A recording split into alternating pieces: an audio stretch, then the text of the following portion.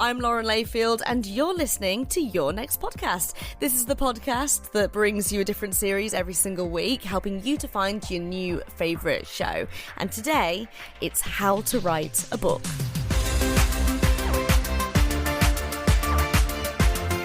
Now, as somebody who has written a book, I can tell you it was the hardest thing I've ever done in my entire life. And I think this podcast would have been really helpful. How to Write a Book does exactly what it says on the tin. Hosted by best-selling author Sara Collins, literary agent Nelle Andrew, and senior publisher Sharmaine Lovegrove, it's like a 12-week course in taking an idea from your brain to the bookshelf. So this episode takes you right back to the start, to the idea itself. Where do good book ideas come from? How do you even know if they're good? Sara, Nelle and Sharmaine are here to explain all.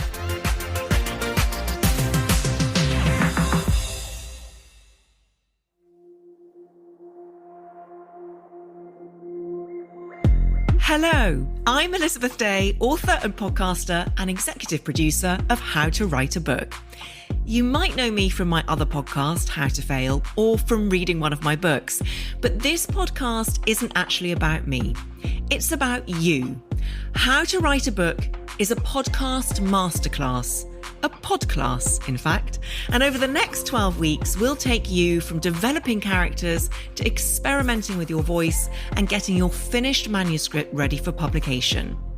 We want you to think of us as your on-hand writing community, giving you the push you need to get started on that novel, memoir, or piece of non-fiction you've always dreamed of writing. And even if you've no intention of writing anything, this is also a podcast that allows you to draw the curtain back on the world of books. Every week, you'll get an exclusive insight into how and why our most celebrated writers wrote the books they did, and what it really means to create unforgettable stories. Because we all have a story in us. But how do we get it out there? To guide you through the process, I've brought together 3 amazing women. You'll hear from best-selling novelist, screenwriter and 2024 Booker Prize judge, Sara Collins. I think it's quite apt that we start with a moment of failure as well, because for me, accepting that failure is built into the whole process of writing a novel is step number 1. And we failed to start. But now we shall start to fail. Former Agent of the Year at the British Book Awards, Nelle Andrew. We get to take our collective wisdom, hopefully, and a lot of our sass and translate it into something that I hope will be actually really practical and help people create better books and have the confidence to tell their stories in the first place. And you'll hear from Sharmaine Lovegrove, co-founder and MD of Dialogue, an inclusive division at major publisher Hachette. I really am just so excited to talk about the craft and art of how to write a book. Our 3 hosts are absolute powerhouses. These are the voices you need to hear if you want to know anything and everything about books. They're also really good friends with each other and with me. So the idea is, yes, we might be teaching you a new skill set, but you'll also get a seat at our friendship table. We hope very much you'll stay for the conversation and the laughs along the way. So now, without further ado, let me hand over to Sara, Nelle, and Sharmaine. Right, go on. Sara and Sharmaine, please introduce yourselves and bring in your silky voices to this podcast episode. Go, go, go. I don't know if my voice can be as silky as yours, but I'm going to try it. So I'm Sara Collins. I'm the author of The Confessions of Franny Langton. I am very, very happy to be represented by Nelle Andrew and friends with Sharmaine Lovegrove and Elizabeth Day, 2 powerhouses of publishing, and really, really happy to be here to keep you company in the writing trenches, because I've got personal experience, which I will keep banging on about how terrible they can be. I'm Sharmaine Lovegrove. I am the managing director of Dialogue. It's the 12th division of Hachette. We focus on inspiration, inclusion, and innovation, bringing voices to the mainstream for readers across our society.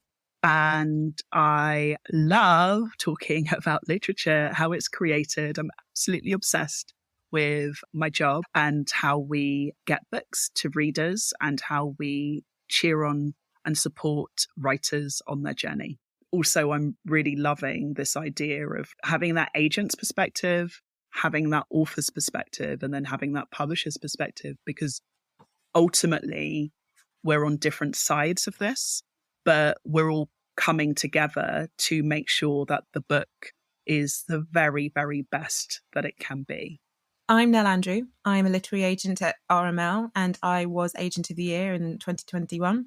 And with me are an incredible array of these two brilliant women. I'm literally having a nerdgasm about how this is going to go with the three of us. Okay. Talking about this. A nerdgasm. Absolutely. Oh We my are the God. girls who are sat at the front of the bus with our notepads ready to go. Oh, We're like, yeah. The type oh, A's. come on, totally. And I never Let's think of rep myself all as a type type A. A. I'm sorry. I just think that Managing director I of just- dialogue and you don't think of yourself as a type A.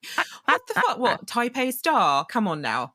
No. I'm always teasing Elizabeth about our sort of collective head girl energy. I Really? mean, we just have to own It's it. exactly. And actually, we're going to be owning it left, right, and centre on this episode. So how are we kicking this off? So today we're going to be discussing the very first part of this entire process, which is ideas, where they come from, how to have one, when is it good, when is it bad, what to do with it. The thing you need to do first, which is have an idea that's going to work. So let's get down to it, girlies. Let's start with a round table question, which is, guys, where do you think the best ideas come from? I like the fact that the agent is taking charge already. I love it. Sit back and relax. I've got you. I love it. I feel comfortable. I Yeah. need to be guided by you, Nell. You know this. As an agent, I'm always incredibly interested in the inspiration for an idea. And what I find really fascinating is that so many different authors describe that moment in very, very different ways. You've got the Elizabeth Gilbert school of thought, who I think ages ago, she was describing how ideas and stories come to you like standing in a cornfield and they're like muses on the wind, and that the muse either hits you because you happen to be in the right place at the right time, or it goes and hits someone else because they're like 20 feet west or 30 feet south. And I thought that was quite a generous interpretation, in the sense that not all ideas are going to come to you and not all ideas are meant for you. And on the other side, you've got Alice Walker, who I think once talked about writing The Colour Purple. And she talked about how she was sitting in a house and she heard the voices of Celie and Mr. and Shug. And again, it was that notion that they came to her and she received it. And I think the notion of inspiration is that urge to act. It's an animate. It's like, I have to do this. It can't just be catering for something, servicing something. You have to be in a space to receive it, which means you have to be able to ingest what's happening in your cultural moment and create something unique out of it for something. But at the same time, it has to come from within you. What all writers talk about is the sort of living with characters and how the voices come to them.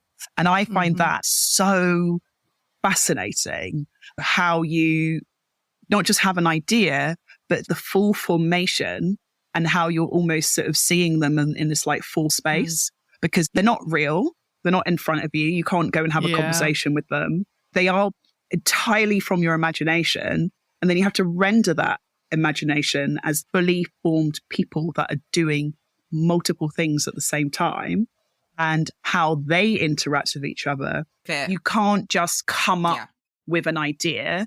You have to be utterly inspired, and then you have to do the research. Like, you have to do the work. When the book, The Confessions of Franny Langton, really came to life for me, it was a combination of research and magic. So the research bit was that I'd been reading a book about Francis Barber, reflecting on the fact that there was this deep, rich Black cultural life in Britain during the Regency. I had been this obsessive Jane Austen bookworm, but the Black characters are ghosts in that, aren't they? They're sort of never in the center, always in the margins. So, you know, reading that book triggered something in me. The story about how Francis Barber had essentially been brought from Jamaica as an 11-year-old boy, given to Samuel Johnson, the great philosopher and dictionary writer, and raised by him and become quote unquote beloved by him. So much so that when Barbara ran off to join the Navy, Johnson called on all of his contacts high up and got him brought back. And I just thought, what a wonderful little capsule of emotional entanglement right there. To be in that house with this very wealthy, very intelligent Englishman, the kind of symbol of the power that has kept you uneducated, and to try to fight against that. And I thought, I'm going to do that with a woman. So that was the research bit of it. But then the magic bit of it came when I was starting to write. And I think, again, this is my manifesto for this pod class. I'm going to let people know that the writing is shit. Like, you know, I tried so many different hammy, derivative, like schlocky, awful, awful false starts for this book that Nell, of course, never saw. But then there was a moment where the thing that became the first line of my manuscript jumped out at me. And I saw, we talk about seeing and hearing characters. I saw my woman, and she was standing on the steps of this grand Mayfair mansion, and there was a fog and everyone was against her. She was being arrested and she wanted to say something. And the thing she wanted to say was, but I never would have done what they say I've done because I loved her. Oh my God, I've got chills. And that was the line that gave me Franny's voice. And so I made it the opening line of my novel. And guess what happened, Nell? Do you remember? When our editor got hold of it, she said, I think you should chop this whole bit. If you read the book, you'll see that I actually put it in as a kind of little fake epigraph, because I'm like, fucking hell, that line is staying in. This line means something to me. She said, well, you can put it in, but no one's going to read it. I'm like, I don't care. It's staying in. So it's actually not the first line of the novel, but it is a little sort of epigraph.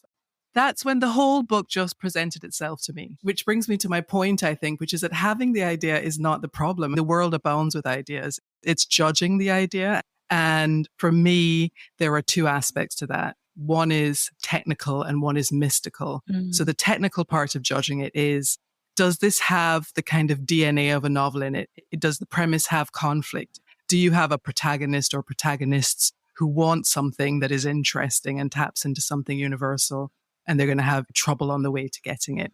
But then there's that mystical thing. It's like that feeling when you're on a great first date. You know, you've met this idea on Hinge and you're like, oh my God, this idea is making something happen in my stomach. But you've got to filter your own ideas and decide, has this really grabbed me? Does it have the ingredients of a story in it? And can I live with writing this for 6 months, a year or 2 years, and day in and day out spending time with these people in this concept?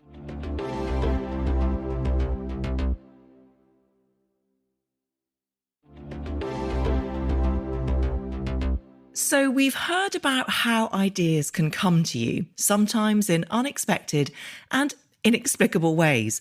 But how do we know if it's an idea worth pursuing? We pick up again with Sara. Can I ask you both, because people will want to know this as well. When in the process do you know, when you're looking at something that's on submission to you, if it's a good idea, if it's one of those ideas that you're going to fall in love with and you think you can sell? Is it with the pitch? Is it with the first chapter? Is it something else? How long does it take you to make that call? So maybe you should start. Well, obviously, I've been thinking about this quite a lot as a publisher and as someone who runs a publishing division, because people come to me with their ideas all the time. And there's just this instinct where you're like, oh, tell me more. Or you're like, oh, don't tell me anymore, please stop talking. And it's so awkward when that happens, but also interesting to see how you feel about something in that moment. I would say that for me, I think that you can almost say anything, but it depends on how it lands. And if it lands in a way that is intriguing and you have that moment, tell me more moment, then it's obviously a good idea. If someone's recoiling from your idea, then it's not a good idea. Yeah. I love this idea about recoiling, because I tell you, one of the things you have to develop as a novelist is an ability to recoil from all the ideas that people are constantly foisting on you without looking like you're recoiling. Because as soon as people know you're a writer, at least half of them will say, oh my God, I'm going to have to tell you my life story because there's such a great book in this. And it's like being forced to sit listening to people's dreams. I'm going to be real. I'm going to be really real. I judge things based on the back of a book. When you walk into a bookshop and you pick up the book and you look at the back of it and you read the back and you put it down, that's them going, nah, not for me. When the pitch comes in, I will pick it up, I will read the pitch, and I will go, not for me. People might be literally gasping in horror at this point, but that's how people read. You read the back of the book, you look at the synopsis, and you go, does this sound compelling to me? No. And in part, that's also because of how people write their pitches. I'm always very much like, if you can't write a submission letter, I do not believe you'll be able to write a novel. If you cannot condense your notion of what this is down in this one moment, when you, of all people who spent time on this, should know what this is, if you can't do it, then no. And the minute I saw your entry in the Lucy Cavendish Prize, Sarah, and I saw your pitch for Franny Langton, I was like, absolutely 100% yes. 100%.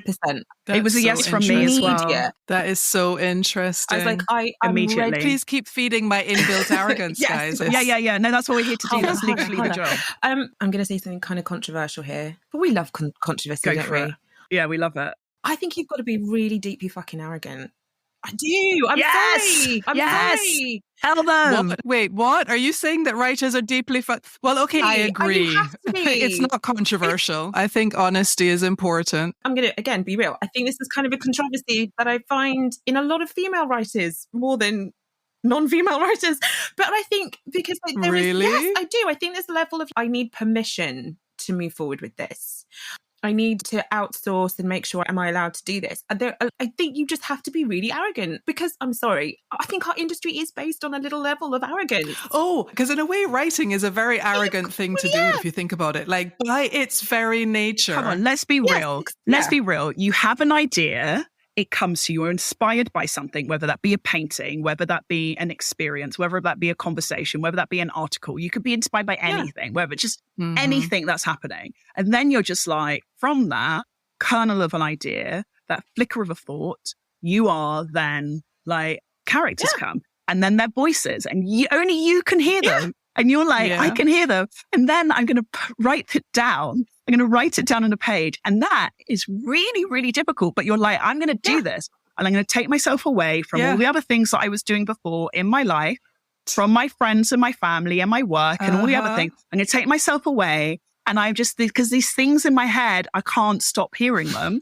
These different people, their personalities, their drive, their ambition, all of it. At which point, most people would say this is a mental illness. But it's arrogance, but not being an asshole. Arrogance is an act of faith. Arrogance is an act of faith that what you have to say, someone needs to hear. And the problem we're going to have to dive into a little bit is, when is the idea shit and you need to not be so arrogant and receive the information that this is not for you? And when do you have to keep going? This whole industry is based on a level of arrogance of being like, I like this. I think you'll like it too. Based on what? We don't have any data. My husband finds it insane. He's like, how do you guys know? And I was like, what do you mean? No. Like, because I know. Because we know. I know. I'm not a tourist. I'm a native. I'm enmeshed in this world. We don't just read the books that are published. We read the books that don't get published. Everything. I spoke to Ned today. It's like, I spend a lot of time basically reading bad books to find the good books. And it's true. That's kind of what we do. So I think you do have to be a little bit arrogant. But an idea is a promise. It's a promise. It's, I am asking a question and I'm setting up a level of expectation. And then the reader decides, have you fulfilled the promise and have you lived up to the expectation? And that's where things move on. And then it's my job to tailor what you've done to make it as attractive as possible when I send it on to Sharmaine. But I mean, Char, how many times do agents probably call you up and go, I've got this book, and they start pitching and your eyes just go, Jesus Christ. Especially with a division and imprints like mine, it's very clear. Like, our messaging is very clear of what we want. I'm very vocal in the industry about what I want. And part of that is because there's a specificity to what I'm looking for. So, for example, I really love multi-generational narratives. I love family dramas. I'm really into, and I think I publish really well, books that have that sweet spot between the crossover of literary and commercial. The Vanishing Half by Britt Bennett is a really good example of that. I want to give that book a shout out because it's one of the best books you've ever published, in my opinion. It's such a good example of that. Exactly. And that's my kind of book. It just has all of the elements, and we'll go through those elements in later episodes. By the time it gets to me, then the agents know me, they know my team, they know all the editors in the industry, and they're making a list of all the people that they think would like these books. So I'm not really getting that many books that I just think no immediately. And I know that they've taken the time to think about me as a reader. So I'm doing the same thing that Nell's described, which is reading the synopsis. And the synopsis has just got to hit me. It's just got to hit me. Like that pitch letter has got to hit me. And sometimes I write to agents and I'm like, this pitch letter is so incredible. I cannot wait to read this and I'm going to clear some space. But then I think the thing that happens is the living up to the promise. Did those characters do what you said? Did that world building work in the way that you allured to when I was reading the synopsis? Bring me in and keep me there. And then I'm home. You know, it's like, I just want to be lost in that story. Nothing else matters. What I really loved about being a bookseller when I was 16 and then owning a bookshop later was the fact that you were taking people into a different world for kind of 8 to 12 hours of their lives. And I just felt that was such a huge responsibility. I think all my friends were going off and doing sort of big jobs and, you know, earning lots of money. And I was like, I just want to work in a bookshop and I just want to help people find a different way into a different world. And books are the best way of doing that. When you think about those 8 to 12 hours, then you have to be quite confident that this story is going to keep you there and that these characters are going to keep you there and the world is going to keep you there. I take that experience of being a bookseller and use it in my practice as a publisher and as an MD. And the focus of all of that is that kernel of an idea that you are going to be illuminated by the world that's on offer, on promise from that blurb. And when a writer gets that right, it's magic. Absolute magic. And then when that happens on the page, it all has to be woven together. There's a lot going on. When you read a synopsis and you're like, it's very clear to me what this writer wants to do. I've got goosebumps just talking about it right now. Like, so intoxicating. When you're just like, I am in. What are they going to do next? What are they going to say next? Tell me more, tell me more, tell me more, tell me more.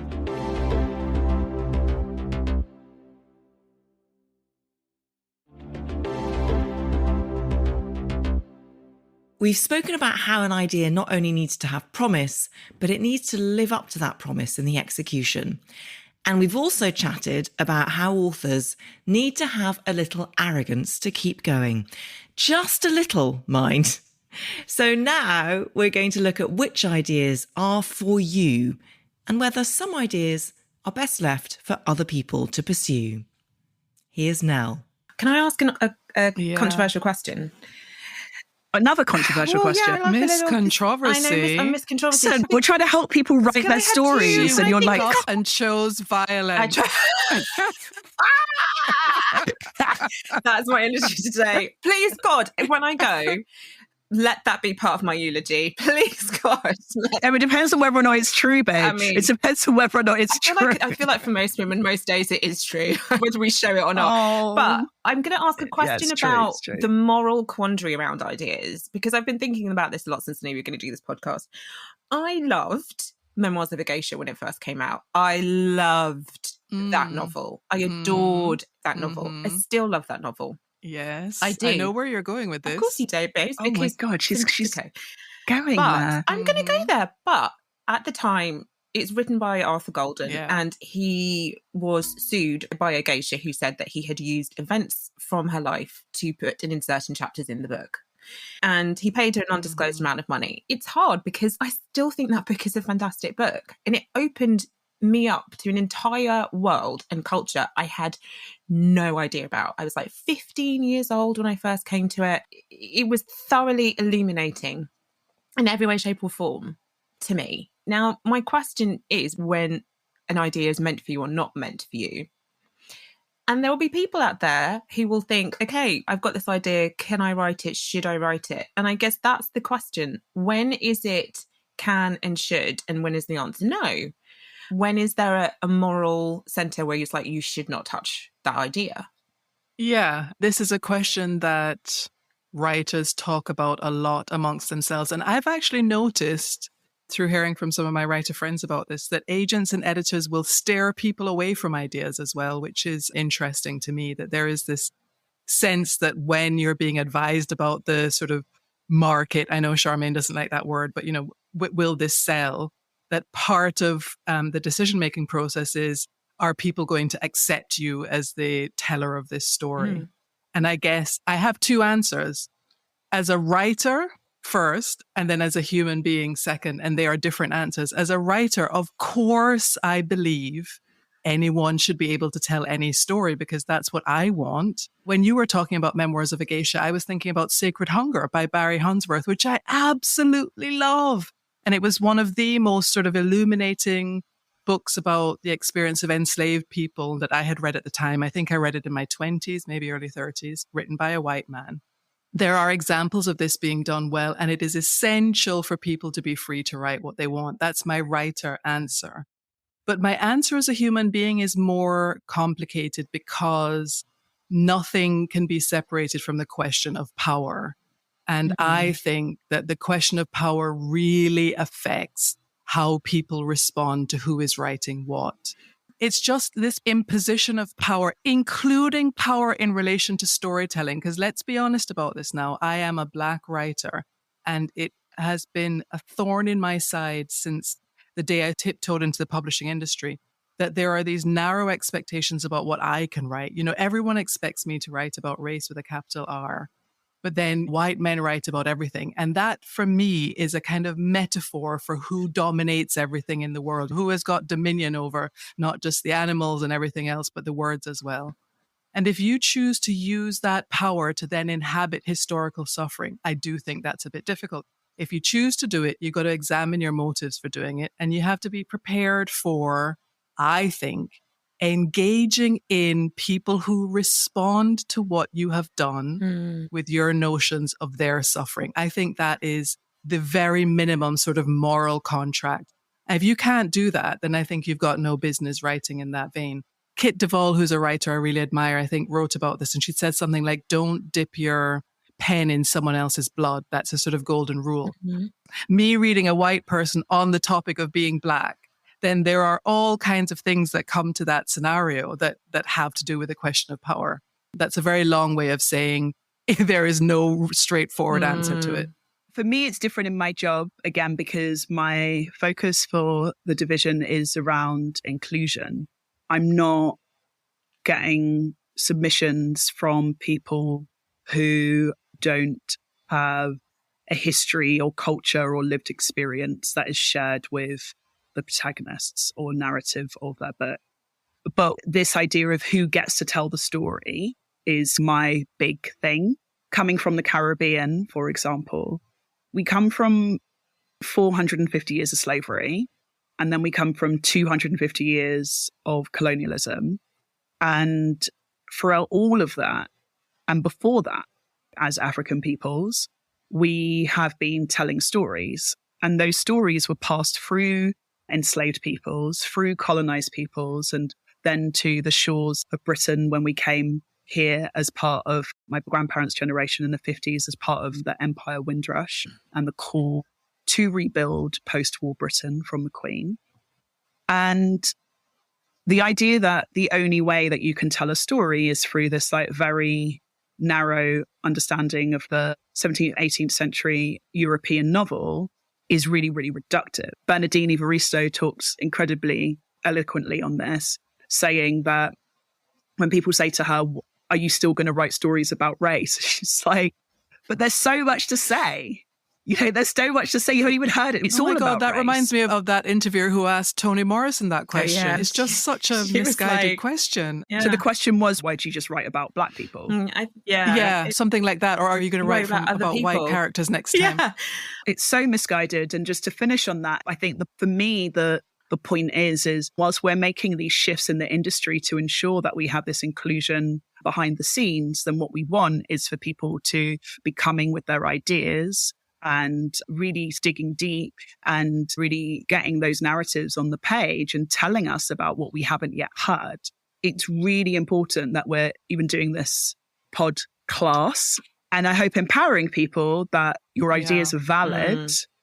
Your ideas are valid, but what's required is the vulnerability to understand that it might not be right. And that doesn't mean that you can't write. What it means is that it might not be what can sell. It might not have as big an audience as you might have imagined. But that doesn't mean that you shouldn't keep trying and keep writing. That brings me to like one of my favorite quotes ever, which is by Elie Wiesel. He said, "God made man because he loves stories."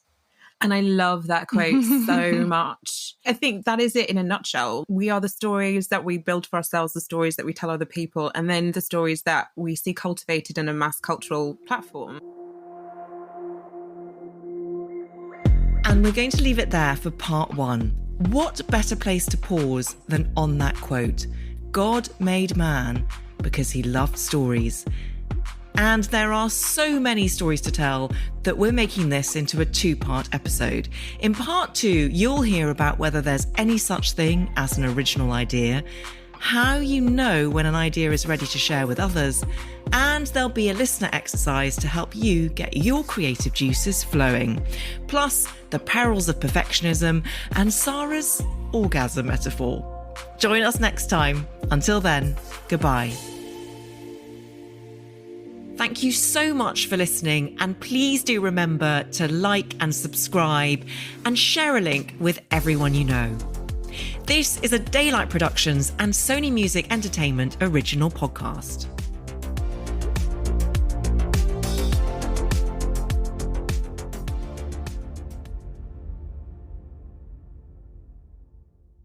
I think this is a really good idea for a series, and the really exciting thing is that it's a part of a whole series of how-to podcasts called The Pod Class, and it's being run by Elizabeth Day, who I'm sure you know from her hugely successful podcast How to Fail. But back to the books. If you enjoyed that, there's so many more lessons available right now on the How to Write a Book feed, so just search for it wherever you get your podcasts.